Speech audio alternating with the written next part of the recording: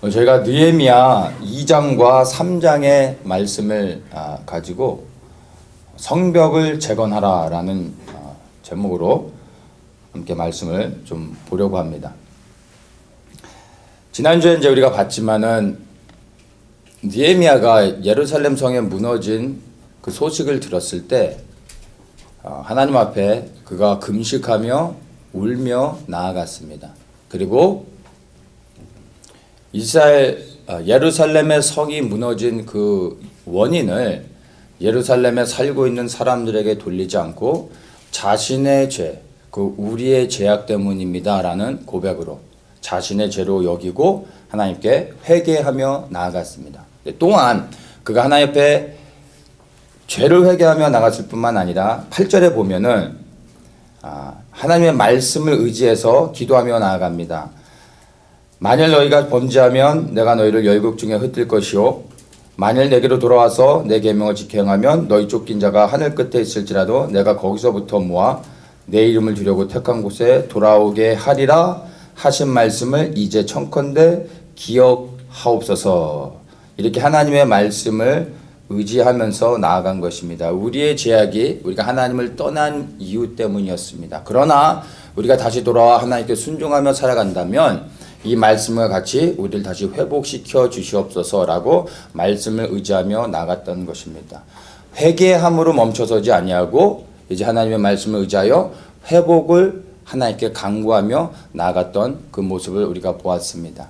우리는 이 말씀을 나눌 때 예루살렘 성에 무너진 것으로 인하여 통곡하며 우는 느헤미야를 통해서 하나님께서 우리에게 주셨던 마음은 바로 한국에 지금 처해진 위기의 상황들 가운데서 그 한국의 영적인 상황들이 정말로 모든 것이 무너져 있는 것들을 우리에게 보게 해주셨고 주님이 주시는 마음 가운데서 우리가 느헤미야 같은 마음을 품고 대한민국을 위해서 우리가 기도하며 또 지금의 그런 위기들이 한국에 있는 사람들 때문이 아니라 바로 우리 한 사람 한 사람들이 하나님 앞에 온전히 순종하며 그 말씀을 따라 살아가지 못했기 때문이라는 것을 우리가 회개하며 나아갔습니다. 이제 2장과 3장을 통해서 하나님께서 주시는 말씀은 무너진 예루살렘 성을 회복하시는 것입니다. 이 말씀이 우리가 정말로 대한민국을 품고 그리고 그것을 지금의 그 위기를 우리의 죄악으로 정말 여기며 기도하고 그렇게 회개하며 나아가고 있다면 오늘의 이 말씀이 동일하게 그 영적인 흐름 안에서 한국을 회복시키시는 하나님의 비전으로서 우리가 그 말씀을 받고 또 이 말씀 안에서 우리에게 주시는 지혜를 발견하고 우리가 이 말씀을 따라 또한 기도하며 나아가는 그런 은혜가 있기를 원합니다. 1절과 2절 한번 읽겠습니다. 아닥사스다 왕 20년 니산월에 왕의 앞에 술이 있기로 내가 들어 왕에게 드렸는데 이전에는 내가 왕의 앞에서 수색이 없었더니 왕이 내게 이르시되 내가 병이 없거늘 어찌하여 얼굴에 수색이 있느냐 이는 필연 내 마음에 근심이 있음이로다. 그때 내가 크게 두려워하여.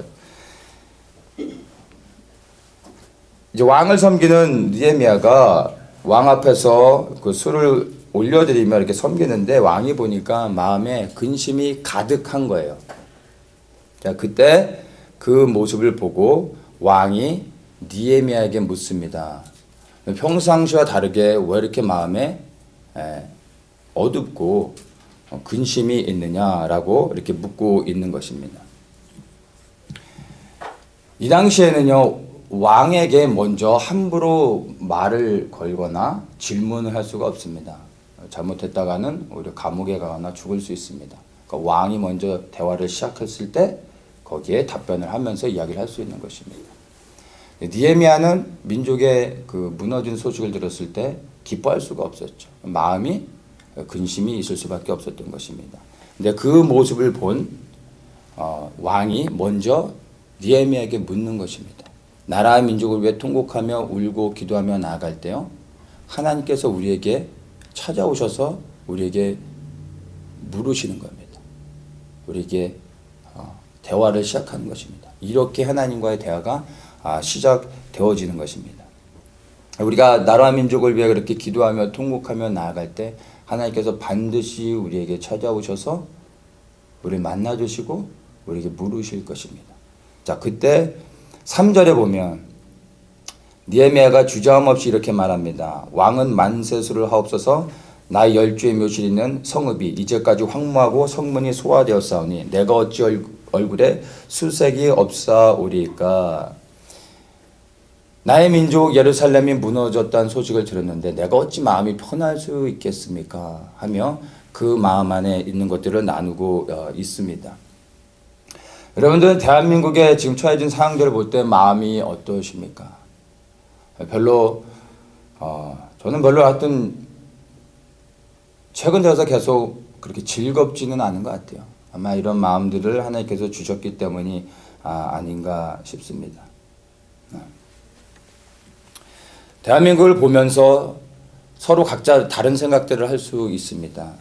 외형적으로 보여지는 것을 본다면 많은 사람들이 대한민국에 어떤 유행하는 것들, 거기에 어떤 이슈가 돼서 사람들이 말하는 것들, 어떤 재미난 TV 프로라든지 뭐 여러 가지 연예인들의 이야기라든지 이런 것들이 보여지는 사람들도 있습니다. 근데 어떤 사람들에게는요, 한국이 정말 영적으로 무너져 있다는 것을 보여주실 수 있는 것입니다. 이 느헤미야는 그것을 본 것입니다. 우리에게 그렇게 느헤미야 같이 한국의 무너진 영적인 상황들을 보며 애통하는 그런 마음들이 우리 모두 성도님들에게 간절히 임하기를 축복합니다. 자, 이렇게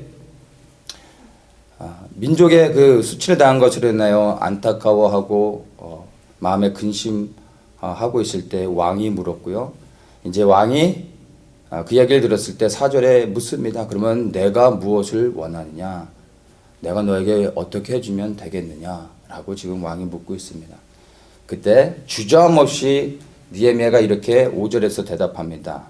왕이 만일 즐겨하시고 종이 왕의 목전에서 은혜를 얻었사오면 나를 유대 땅 나의 10주의 묘실 있는 성읍에 보내어 그 성을 중건하게 하옵소서.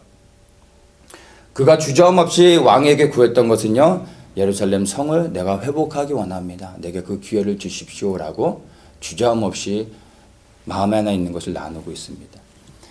말씀을 드린 것처럼 느헤미야는 부족한 게 없어요. 아쉬운 게 없는 사람입니다. 왕이 그에게 무엇을 원하느냐라고 묻고 있어요. 절호의 찬스죠. 그가 다른 것을 구할 수 있었습니다. 자, 재물이 더 필요합니다. 내게 권세를 주십시오. 내가 휴가를 가기 원합니다. 다른 것을 구하지 않았어요. 자기의 유익을 구하지 않았습니다. 더 많은 부귀와 권세와 명예를 구하지 않았다는 것입니다. 그가 구한 것은요, 무너진 예루살렘의 성을 회복하기 원한다는 것이었습니다. 이 성이 회복되어져도 사실 느헤미야하고는 아무런 상관이 없는 것입니다. 그가 개인적으로 유익함을 얻을 수 있는 게 전혀 없습니다. 오히려 이 성을 회복하기 위해 그가 예루살렘에 간다면 그에게 기다리고 있는 것은요, 위험인 것입니다. 그런데 그는 주저함 없이 하나님이 그의 마음에 부어주신 것을, 그리고 하나님께 그렇게 기도하며 그리고 또 마음에 주셨던 것을 말하고 있습니다. 그가 구했던 예루살렘의 성벽의 회복, 성의 재건, 바로 이것은요, 궁극적으로는 하나님 나라의 영광을 구했던 것을 우리는 알 수 있습니다. 예루살렘의 외형적으로는 성벽을 재건하는 것이지만 사실 그 영적인 의미는 그 예루살렘의 주인 되신 여호와 하나님의 영광을 회복하기 원하는 그 마음인 것이죠. 우리가 북한을 위해서 기도하고 또 대한민국의 회복을 위해서 기도하며 궁극적으로는 통일을 바라보면서 기도하는 것은요, 단순히 한 나라의 회복, 어떤 한 나라의 재건 이런 것이 아닙니다. 궁극적으로는 동일하게 하나님 나라의 영광을 위한 것입니다. 우리의 죄로 인하여서 더럽혀진 하나님의 이름을 회복하고자 하는 하나님으로부터 온 마음인 것입니다. 그래서 정말로 그것을 위해 기도하는 것, 나라 민족을 위해 기도하는 것, 지금 대한민국의 회복을 위해 기도하는 것, 바로 예수 그리스도의 재림을 위해 기도하는 것이고요. 하나님이 기뻐하시는 기도인 것을 여러분 분명히 기억하시기를 바랍니다. 자, 이렇게 하나님의 마음에 합한 기도를 하고 또 하나님이 원하시는 것을 주저함없이 왕에게 간구했을 때 왕으로부터 이제 그 요청을 허락받고서 그가 이제 예루살렘을 재건하는 명을 받고 예루살렘에 돌아오게 됩니다. 그래서 이제 재건하는 일들을 시작하는데 예루살렘의 재건을 위해서 돌아온 느헤미야에게 제일 먼저 기다리고 있었던 것은요, 다른 게 아니라 10절입니다. 이렇게 말합니다. 호론 사람 산발락과 종되었던 암몬 사람 도비아가 이스라엘 자손을 흥황케 하려는 사람이 왔다함을 듣고 심히 근심하더라. 느헤미야가 돌아왔을 때 예루살렘의 첫 번째 반응을 보여주고 있습니다. 그리고 19절에 보면은 또다시 이제 얘기하는데 호론 사람 산발락과 종이 되었던 암몬 사람 도비아와 아라비아 사람 게셈이 이 말을 듣고 우리를 업신여기고 비웃어 가로되 너희의 하는 일이 무엇이냐? 왕을 배반코자 하느냐? 이렇게 하면서 느헤미야가 성벽을 재건하는 일을 방해하고 그를 위협하고 그를 죽이려고 하고 있습니다. 그게 하나님의 그 부르심을 따라 순종하여 예루살렘에 돌아온 느헤미야에게 첫 번째로 일어난 그 예루살렘의 반응이었던 것입니다. 이 대적자들, 바로 예루살렘 성벽을 재건하는 일을 방해하는 이 사람들을 좀 살펴보면요, 우리가 발견할 수 있는 것이 있습니다. 여기 호론 사람 산발랏이라고 말하는데 이 호론 지역은 사마리아 지역 안에 포함되어 있는 곳입니다. 그러니까 호론 사람 산발랏이라는 것은 사마리아 지역을 다스리고 있는 산발랏은 거기에 총독이었습니다. 그러니까 그가 느헤미야를 반기지 않고 대적할 수밖에 없었던 건 예루살렘 성은 무너져 있었고 그 위에 있는 사마리아 땅에 총독으로 있는데 예루살렘이 재건되어져서 거기가 도시가 다시 되고 사람들이 모여들기 시작하면 사마리아는 거기에서 정치적으로 또 경제적으로 여러 가지 부분에서 입지가 좁아지는 거예요. 결국엔 이 산발랏이 방해하고 싶었던 이유는 자기의 이익을 원했던 것입니다. 그리고 여기 또 종되었던 암몬 사람 도비아 이렇게 말하는데 얼핏 보면은 이방인 암몬 사람인 것으로 보여집니다. 근데 이 암몬 사람 도비아, 이 도비아의 이름은 여호와는 선하시다라는 의미를 갖고 있습니다. 이 도비아라는 이름이. 그러니까 이방 사람이 아닌 거죠. 진짜 암몬 사람이라면 하나님은 선하시다라는 이름을 가질 수가 없는 거죠. 이 사람은 유대인입니다. 그리고 이제 ESV에서는 어떻게 얘기하냐면은 토비아 the Ammonite sovereign 이렇게 얘기합니다. 그러니까 도비아는 암몬 지역의 종이다. 그러니까 암몬 지역의 종이다라고 하는데 서번트를 NASB에서는 오피셜이라는 단어로 씁니다. 그러니까 그걸 다시 정리해서 얘기하면 도비아는 암몬 지역의 지역 관리다라고 우리가 이제 이해를 하면 되는 것입니다. 그는 유대인이었고 스룹바벨과 함께 예루살렘에 돌아와서 암몬 지역의 어느 한 부분을 담당하고 다스리고 있었던 지역 관리였던 것입니다. 그런데 그는 유대인이었습니다. 그런데 이 도비아에 대해서는 어느 지파 사람인지 정확하게는 확인이 안 됩니다. 그런데 그는 유대인이었고 암몬 지역의 어떤 권세를 가지고 다스리는 지방 관리였다라는 것을 우리가 알 수 있습니다. 근데 이 사람도 유대인면서도 불구하고 예루살렘 성벽을 재건하려고 하는 느헤미야를 대적하는 것입니다. 왜 그럴까요? 암몬 지역이 요단을 건너 이제 지금의 요르단 지역 동편에 있죠. 그러니까 결국엔 다 이게 이권과 연관되는 거예요. 예루살렘은 아무런 기능을 못하죠. 그것으로 인해서 사마리아와 또 암몬 지역 이 지역에 있는 사람들이 그 모든 실권들을 쥐고 정치적으로 영향력을 행사했던 것입니다. 유대인이었지만 예루살렘 회복을 원치 않았던 것입니다. 왜냐하면 자기가 누리고 있는 것들이 더 좋기 때문입니다. 그 19절에 보면 이제 아라비아 사람 게셈이 나오는데 오늘날의 사우디아라비아를 말하죠. 동일한 것입니다. 위에서 예루살렘을 중심해서 사마리아 또 아라비아 동쪽에 암몬까지 해서 다 예루살렘을 둘러싸고 있을 때 예루살렘의 기능이 마비되어 있어야 자기들이 예루살렘을 통해서 얻을 수 있는 것들이 있는 거예요. 왜냐하면 그 당시에 이스라엘 자체가 지정학적으로 너무나 중요한 곳이었습니다. 그래서 바다를 건너 유럽으로 가더라도 이 이스라엘 그 지역을 거쳐야 되고, 또 이스라엘을 거쳐서 이제 이집트와 아프리카로 지나갈 수 있고요. 그 다음에 동쪽으로 또 나갈 수 있기 때문에 이스라엘 지역은 항상 지정학적으로 중요한 위치였습니다. 그래서 그 땅을 차지하는 자가 뻗어나갈 수 있게 되는 것입니다.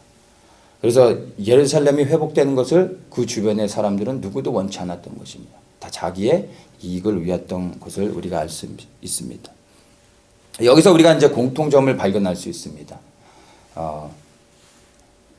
첫 번째 우리가 봤던 그 호론 사람, 혼혈인이죠. 사마리아인, 혼혈인입니다. 도비야, 유대인이었습니다. 게셈, 얘는 이방인이었습니다. 인종과 상관없이 자신의 이익을 위하면 하나님을 대적하는 것입니다. 그런데 우리가 주목해야 될 것이 도비야라는 사람이에요. 그는 유대인이며 스룹바벨과 함께 예루살렘으로 돌아왔습니다. 그래서 사실은 하나님을 섬겨야 되는 사람임에도 불구하고 자신의 이익을 위해 우리 하나님을 대적하고 있는 것입니다. 교회 안에도요, 이런 사람들이 많이 있습니다. 하나님을 섬긴다고 말하지만, 하나님을 사랑하고 순종한다고 말하고 있지만 사실은 하나님을 대적하는 사람들이 많이 있습니다. 하나님을 대적한다는 것이 무슨 하나님께 삿대질을 하고 욕을 해야 대적하는 게 아니에요. 우리가 하나님을 믿으면서 신앙생활을 하는 가운데서도 원치 않는 문제들을 겪죠. 기도합니다. 재정의 문제가 있을 수도 있고요.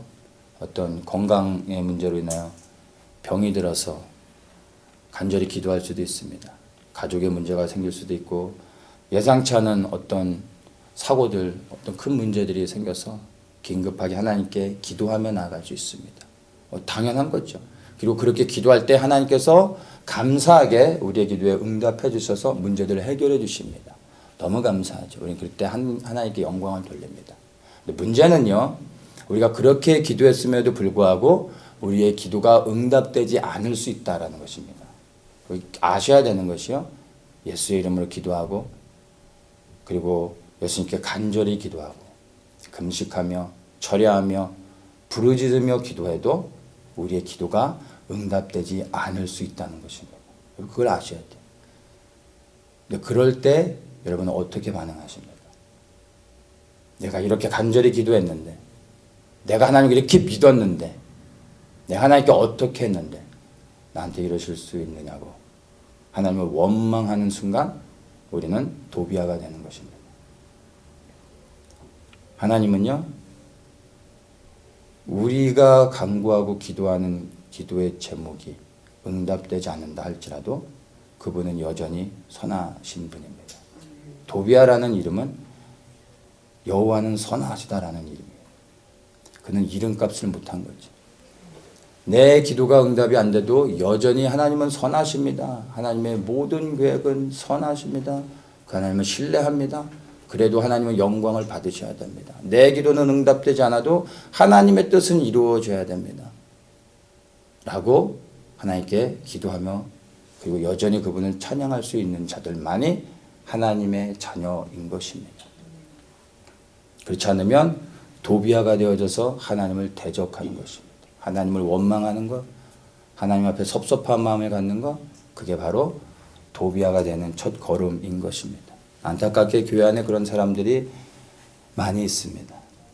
옆에를 볼 게 아니라 나는 도비아가 아닌가, 우리 스스로를 바라보고 분별해낼 수 있어야 됩니다. 그런 모습이 우리 안에 있다면 우리 하나님께 회개하며 나아가야 되는 것입니다. 우리가 분명히 알아야 될 것은요, 하나님의 부르심에 따라 하나님이 기뻐하시는 하나님의 영광을 위해 자신의 모든 기득권을 내려놓고 순종에 돌아온 느헤미야 앞에 첫 번째 그가 당한 일은요, 대적자들의 환영이었습니다. 사실은 그는 환영받지 못했던 것입니다. 느헤미야가 돌아올 때 예루살렘 사람들이 나와서 플랜카드 축 환영, 막 이러면서 박수 쳐줬던 게 아닙니다. 오히려 대적자들이요, 널 죽이겠다 협박하면서 그를 두렵게 만들었던 것입니다. 근데 이것은요, 너무나 지극히 자연스럽고 당연한 것입니다. 왜냐하면 이 세상은 악한 자에게 처해졌다고 성경은 말하고 있습니다. 이 세상의 임금이 사단인 것입니다. 이 땅에서 하나님의 나라를 회복을 위해 우리가 헌신하는 순간 우리는 사단의 대적이 되는 것입니다. 세상에서는 우리는 사실은 환영받지 못하는 것입니다. 주님을 섬길 때 우리 안에 모든 일들이 너무나 잘 되어지면 조금 걱정하셔야 돼요. 원래는 우리는 주님을 섬기기로 헌신하고 결단할 때, 그리고 실제로 우리가 주님을 섬길 때 우리는 대적자들로부터 공격을 받기 시작하는 것입니다. 근데 왜 이럴까라고 의심하지 마세요. 이상하게 생각하지 마세요.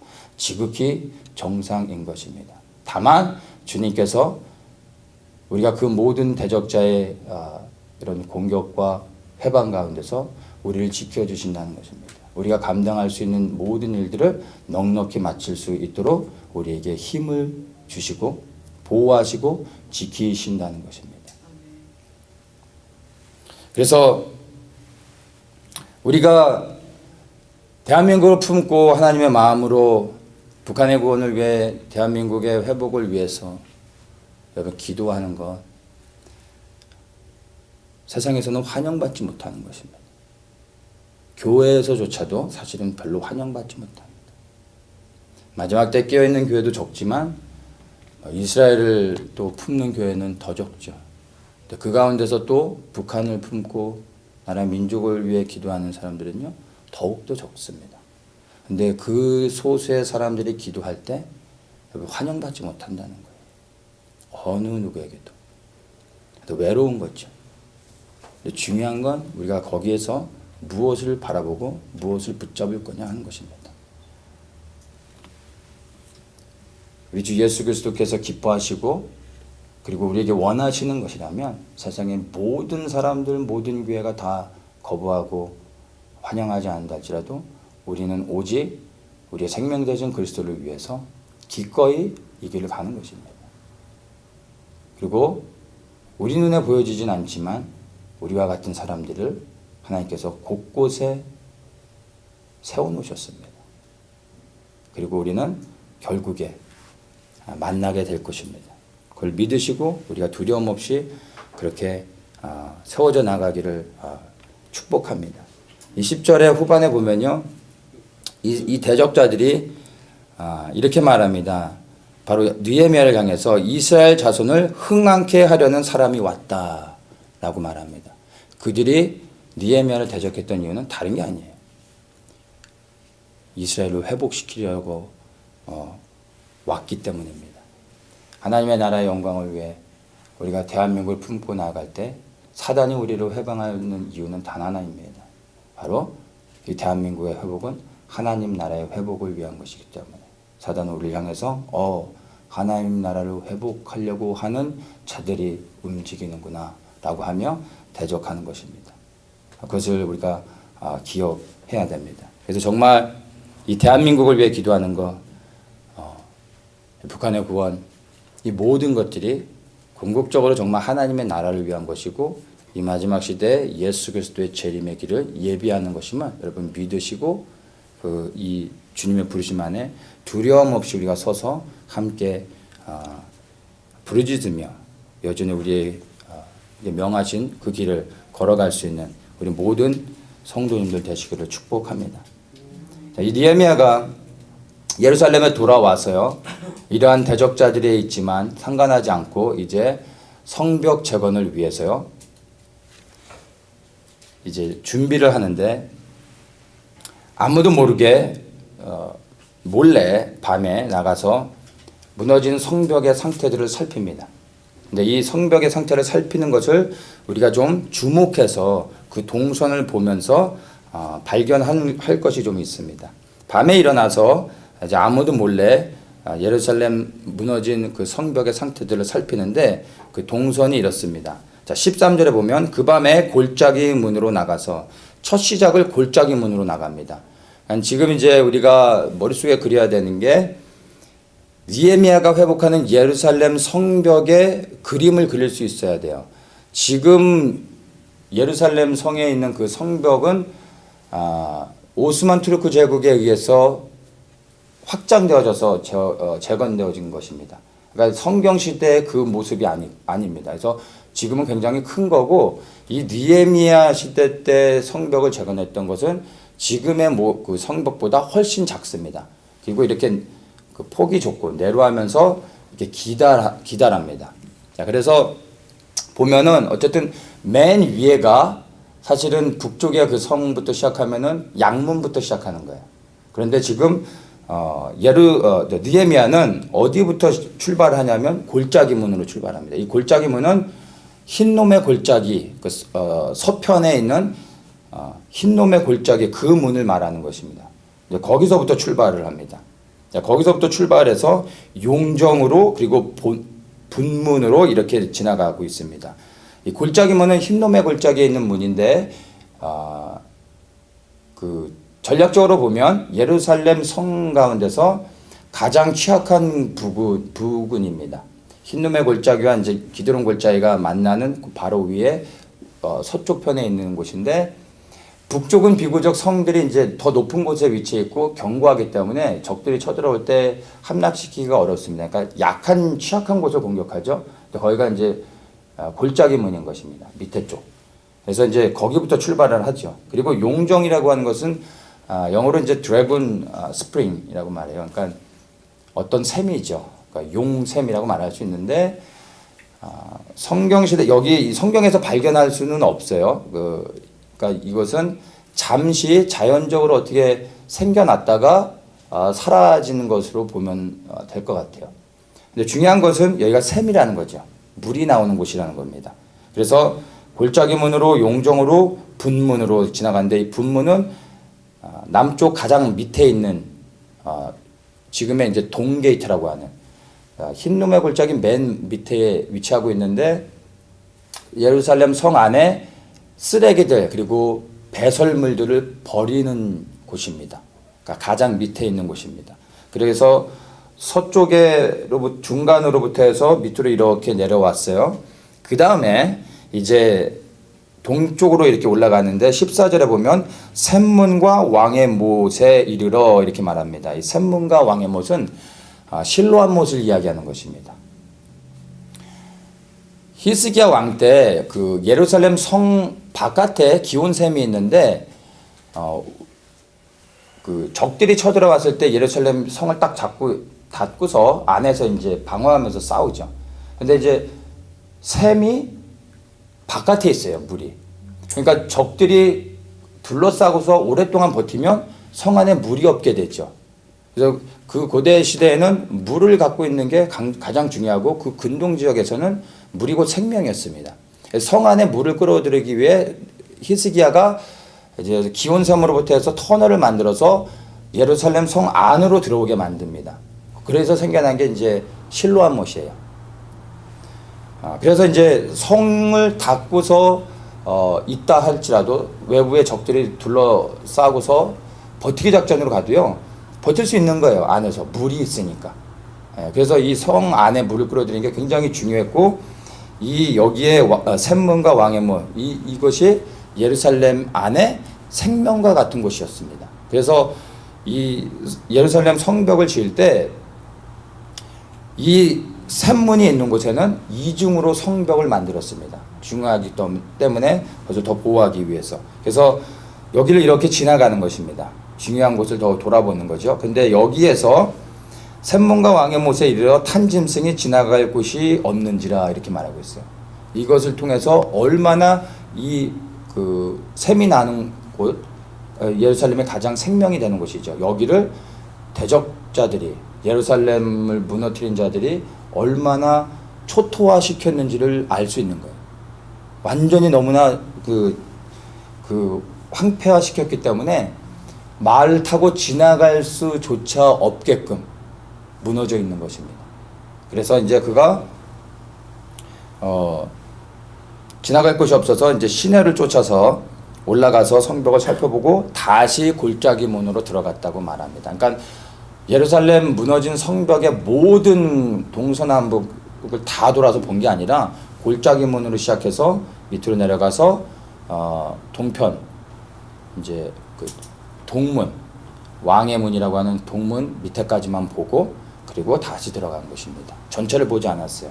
그러니까 이 느헤미야는 예루살렘 성벽을 재건할 때 무엇을 집중해서 보아야 되고 어디에 초점을 맞춰야 되는지를 분별할 수 있었던 것입니다. 이걸 통해서 우리가 또 살펴봐야 될 것이 있습니다.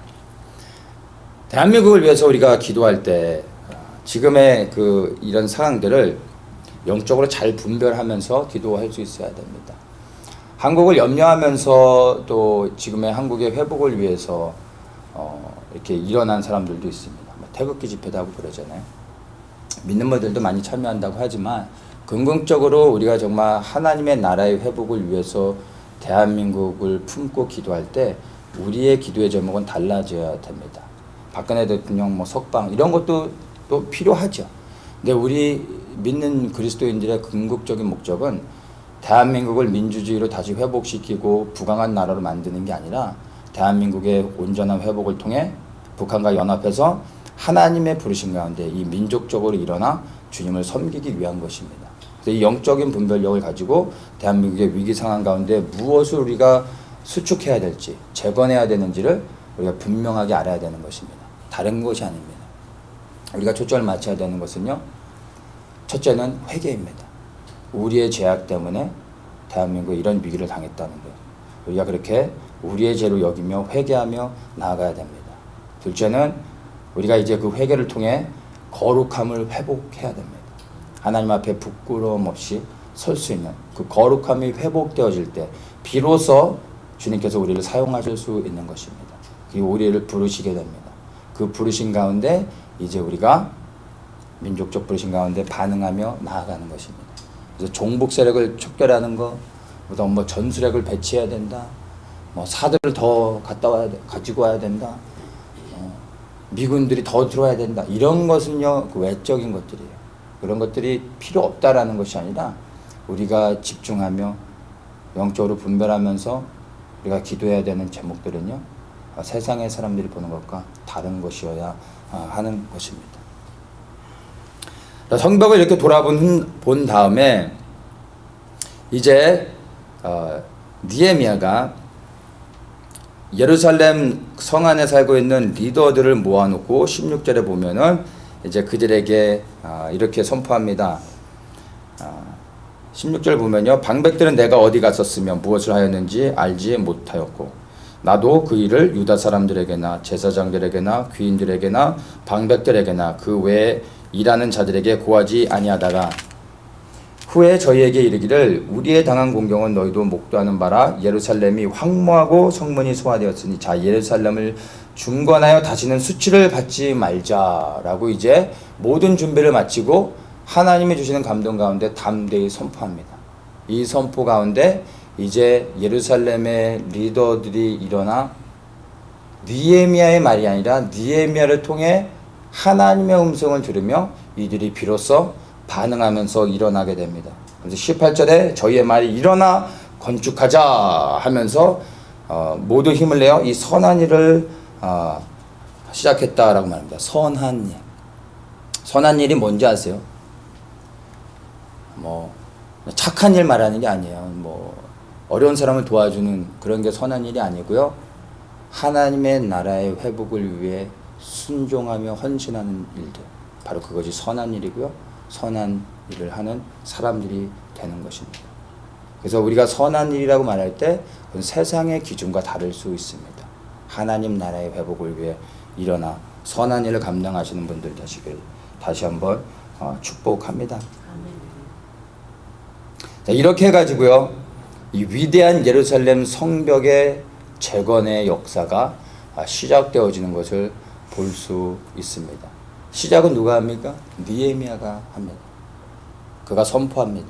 그리고 그 느헤미야의 선포를 통해 하나님의 음성을 듣고 이제 드디어 백성들의 리더들이 일어나 백성들을 움직이고 실제로 성전을 재건하는 일들을 합니다. 앞으로 이야기가 계속 진행이 되는데 3장에서는요 그 흐름을 끊고서 이 예루살렘 성벽이 어떻게 누구에 의해서 재건되어졌는지를 의도적으로 집어넣고 있습니다. 그래서 사람들의 이름이 나옵니다.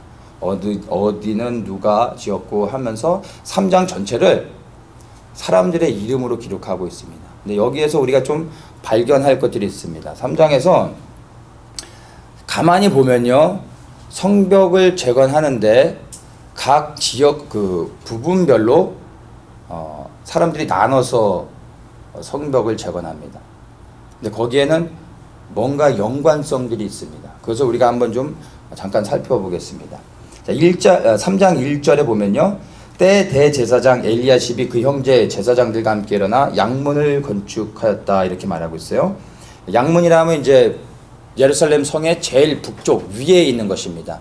거기가 이제 중요한데 양의 문은 양들이 들어오는 문입니다. 양은 반드시 양문을 통해서만 북쪽의 양문을 통해서만 들어옵니다. 이 양들은 성전에 하나님께 제사를 드릴 양들이 들어오는 문입니다. 그러니까 무엇과 관련이 있어요? 제사장들과 관련이 있죠. 제사장들이 그래서 양문과 그 옆에 있는 이 한메아 망대와 하나넬 망대를 짓는 것입니다. 이 제사장들과 관련이 있기 때문에 이제 제사장들이 일어나서 그 문을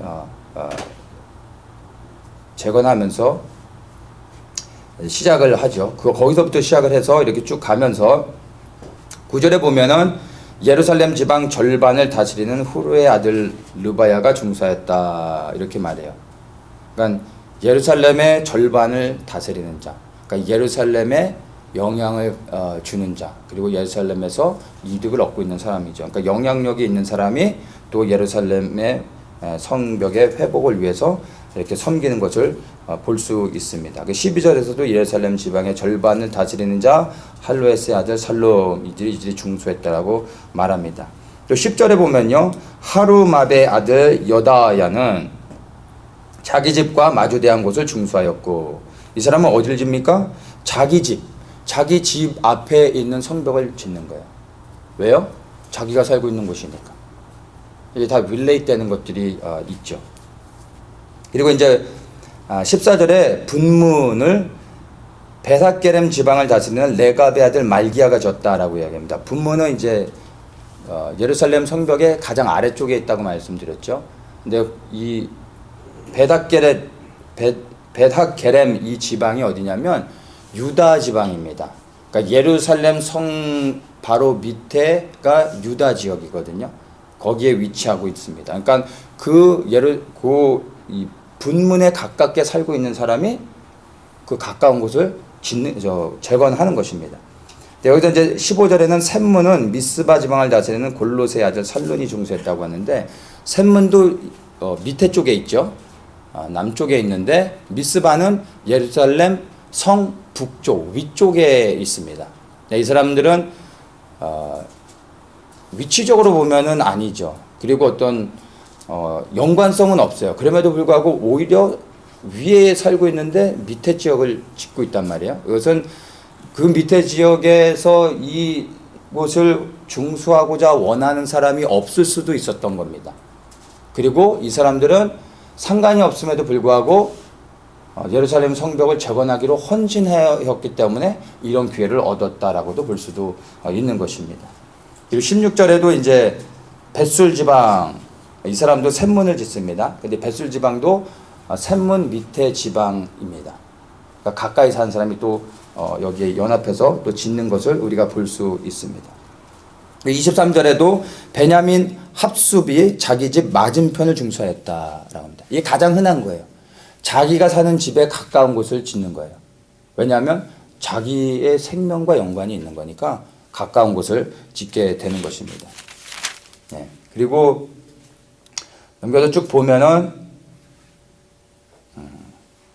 28절에서도 이 마문이라고 하는 것은 말들이 들어가는 곳이에요. 그러니까 말들이 들어간다는 것은 예루살렘 성 안에 높은 위치에 있는 사람들이 말을 타고 지나가는 문입니다. 그러니까 누가 지어요? 제사장들이 자기 집과 마주대한 부분을 중수하였다라고 말하고 있어요. 자기들과 연관되는 곳이기 때문에 짓는 것임을 우리가 또한 볼 수 있습니다. 29절에서도요. 인멜의 아들 사독이 자기 집과 마주대한 부분을 지었다. 이렇게 얘기하면서 이제 이 예루살렘 성벽이 어떻게 누구에 의해서 지어졌는지 그 가정별로 사람들을 정확하게 한 사람 한 사람 다 언급하면서 말해주고 있습니다. 자, 이것을 통해서 우리가 발견할 수 있는 것이 있어요. 예루살렘 성벽의 재건을 위해서 헌신된 사람들은요, 예루살렘에 살고 있는 모든 백성들이 아니었다라는 것입니다. 생각보다 적은 소수의 사람들이 예루살렘 성벽 재건에 헌신했습니다. 그러니까 그것을 알아야 돼요. 소수의 헌신된 백성들을 통해 예루살렘 성이 재건되어졌다라는 것입니다. 하나님의 감동을 통해서 느헤미야가 선포했지만 실제로 일어난 사람들은 모든 백성이 아니라 거기에 반응하는 자들. 누구죠? 하나님의 마음이 부어져 하나님을 정말 사랑했던 자들이 일어나는 것입니다. 둘째, 우리가 발견해야 되는 것이요. 이 소수의 사람들이 협력했다라는 것입니다. 혼자 하지 않았습니다. 느헤미야가 사람들을 일으켰습니다. 느헤미야가 혼자 한 것이 아니죠. 느헤미야와 비롯해 소수의 몇몇 사람들이 예루살렘 성벽을 다 재건했습니까? 3장에서는 분명하게 말이죠. 각 가정에 일어난 리더들이 자기의 맡겨진 그 지역을, 조그만 그 지역 하나하나를 담당했던 것을 볼 수 있습니다. 그러니까 소수의 몇몇 사람에 의해서 예루살렘 성벽이 재건되어진 것이 아니라 소수지만 그 소수 가운데 한 가정별로 사람들이 헌신했을 때 예루살렘 성벽이 어느 날 완성이 되어진 것입니다. 이 소수의 사람들이 52일 만에 예루살렘 성벽을 재건할 수 있었던 이유가 바로 여기에 있습니다. 아주 소수의 사람들이지만 자기에게 주어진 역할들을, 하나님이 주신 그 부담감들을 충성스럽게 감당한 것입니다. 이것이 우리에게 주는 중요한 의미가 있습니다. 대한민국이라는 나라가 큰 위기에 빠져 있는데 뭐 대한민국도 아니고 미국에서 멀리 살고 있는 우리의 기도가 무슨 의미가 있고 영향을 미칠 수 있겠습니까? 맞습니다. 아무런 영향이 없습니다. 우리가 아무리 기도해도요, 우리는 한국에 어떤 영향도 미쳐지지 않을 겁니다. 사실이에요.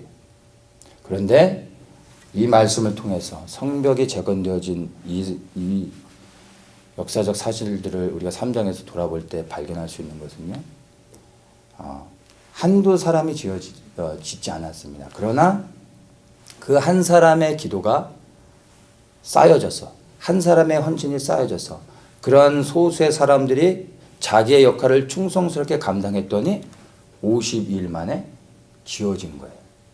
그 한 사람으로는 감당할 수 없었던 것이. 양문을 지었던 그 제사장들이 그것만을 짓고 가만히 있었어요. 다른 곳은 그들이 감당할 수 없었던 것입니다. 그런데 자기의 역할만을 감당했더니 어떻게 해요? 52일 후에 다 지어진 거예요. 우리 한 사람의 기도, 우리 한 교회의 기도, 이것으로 대한민국이 회복이 될까요? 안 되죠. 그래서 포기하면요, 우리의 역할이 비어지게 되는 것입니다. 다 지어졌는데 우리가 기도하지 않았기 때문에 성벽이 재건되지 않을 수 있는 것입니다. 우리가 다 하는 게 아니에요. 다른 곳을 바라볼 필요도 없어요. 왜 저 사람들은 기도하지 않냐고, 왜 우리만 고생하냐고 불평할 필요도 없고요. 우리 것만 보는 겁니다. 우리에게 주신 마음의 감동을 따라 우리가 할 수 있는 최선을 다하며 우리는 그렇게 기도하면 됩니다. 그러면 하나님의 시간에 우리와 같은 자들을 하나님께서 열방 가운데 또 대한민국 가운데 세워놓으셨습니다. 우리가 알지 못할 뿐입니다. 우리는 우리에게 주신 그 역량 안에서 우리의 역할을 감당하며 하나님께 기도하며 우리가 할 수 있는 최선들을 다하며 나가는 것입니다. 그러면 다른 부분은 하나님께서 또 다른 사람들에게, 우리가 같은 소수의 그 누군가에게 맡기시는 겁니다. 우리가 그걸 다 알 필요가 없어요. 하나님의 시간이 되어지면 완성되어지게 되는 것입니다. 이것을 믿는 자들만이 이 부르심 가운데 나아가 무너진 대한민국의 그 성벽을 재건하는 일 가운데 헌신할 수 있게 되는 것입니다. 나 한 사람의 기도가 별게 아니고요. 그렇게 생각하는 것이 아니라 나의 기도가 채워지지 않으면 성벽의 어느 부분이 여전히 무너진 채로 남아 있을 수 있다는 것을 여러분 기억하셔야 되는 것입니다. 성벽을 재건한 사람들의 이름이 성경에 기록되어져서 오늘날까지 우리에게 이 이름들을 우리가 부르게 되어졌습니다. 성경에 이름이 기록되어진다는 것. 예루살렘 성벽의 재건을 위해 이름이 기록되어져 있다는 것. 그래서 오늘날까지 우리로 하여금 이 사람들의 이름을 부를 수 있게 된 것. 이것이 이들에게 있어서는 가장 큰 가문의 영광이 아닌가 싶습니다. 우리의 이름이 성경에 기록된다고 보세요. 어미노라는 사람이 양문을 건축했다라고 여기에 제 이름이 기록되어져서 후대 세대에 계속 그 이름이 언급된다면 여러분 이게 가문의 영광 아니에요? 제일 큰 가문의 영광 아니겠습니까? 그런데요, 성경에 기록되어지는 것보다 더 큰 영광을 얻을 수 있는 길이 있습니다. 우리가 대한민국의 회복을 위해 하나님의 마음을 가지고 품고 기도할 때 역사는요 우리의 이름을 기록하지 않을 것입니다. 절대 기록되지 않습니다. 그러나 하나님께서 우리의 이름을 기억하실 것입니다. 더욱더 우리가 소망할 수 있는 것은요, 어린 양의 생명책에 우리의 이름이 기록되어질 것을 믿습니다. 그렇다면 이 성경에 기록되어진 이 사람들의 이름보다 우리가 더 큰 영광을 누리는 것이죠. 대한민국의 회복을 위해 보이지 않는 곳에서 환영받지 못하는 채로, 그러나 그 주님을 사랑하는 마음 안에서 우리에게 주신 감동을 따라 순종하며 그렇게 지금의 위기 가운데 있는 대한민국을 위해 우리가 기도하며 나아가는 것, 하나님이 기뻐하시는 거고, 그 기쁨으로 인하여 주님께서 우리에게 어린 양의 생명책에 우리의 이름을 기록하여 주시고, 우리가 주님 앞에 섰을 때 우리의 이름을 불러주셔서 우리가 주님과 함께 영원토록 하나님을 섬기며 살아간다는 것을 생각해 보십시오. 가장 큰 영광이요, 가장 큰 축복인 것입니다. 이 부르심 가운데 우리가 함께 일어나기 원합니다. 시간이 다가오고 있는 것 같아요. 하나님의 때가 채워지고 있습니다. 우리 더욱더 좌우의 그 어떠한 대적들의 방해와 공격들, 그리고 우리를 미혹해 하고 속이고 또 낙심되게 하는 것들과 상관없이 우리는 주시는 감동에 따라 우리 교회의 부르심에 따라 순종하며 그렇게 선포하며 나아가길 원합니다. 그러면 하나님의 시간에 우리를 통해 하나님의 일들을 감당하게 하실 거고, 또한 우리가 기도하지 않았지만 우리 교회 안에 또 우리에게 필요한 것들을 하나님이 공급하시며 주님의 부르심 가운데 여전히 계속해서 나아갈 수 있도록 우리에게 힘과 능력을 더하여 주실 것입니다. 지금 우리가 대한민국의 회복을 위해 기도하지만 이제 이 기도의 제목은 내려놓게 될 것입니다. 하나님이 성취하실 것입니다. 그때 우리는 이제 교회를 헤쳐모여하고 은퇴하고 흩어지는 게 아니라 끝이 아닙니다. 말씀드린 것처럼 이것은 주의 재림의 길을 예비하는 것의 시작일 뿐입니다. 이제 우리는 하나님이 또 우리에게 분명하게 대한민국이 회복되어지고 북한의 문이 열렸을 때 무엇을 향해 우리에게 나아가야 될지 보여주실 것입니다. 그때 또 우리에게 주신 새로운 비전 안에서 순종하며 우리는 여전히 주님이 부르시는 그날까지 우리의 발걸음을 그렇게 한 걸음 한 걸음 내딛어가는 우리 모든 성도님들 그런 더 처치되기를 예수님의 이름으로 축복합니다.